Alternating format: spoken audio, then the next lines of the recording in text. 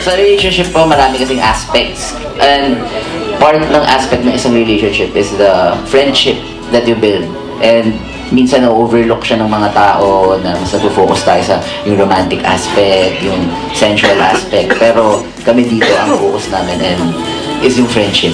For me kasi yung actors, part sila ng pag-build ng character. And pwede yung bago yan, habang nag-shoot kayo, may ginawa siya, tapos parang okay yun na, medyo adjust ka ng konti, ganun. Pero kaya, kunyari may isa kaming scene na shoot, tapos si RC, tinignan na yung chair, tapos parang kailangan natin kunin ng, ng POV niya kasi parang importante pa yun.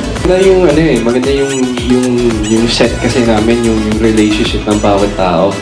Kumbaga, si Direk, binibigyan din kami ng, alam ko baka kasi buo na kasi yung gusto nyo mangyari, pero may freedom kami at the same time at nag-uusap kaming tatlo, lahat kami, kung paano mas pagandahin pa yung eksena, kung ano pa pwedeng gawin, mas bagay kaya pag ganito yung ginawa ko or ganun. So, maganda yung collaboration, kumbaga teamwork kaming lahat. Salamat ulit.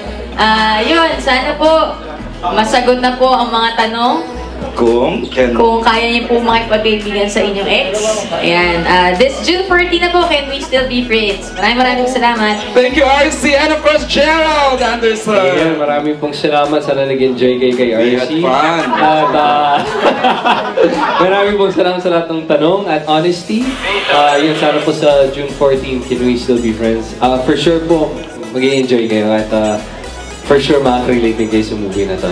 So, yun, June 14.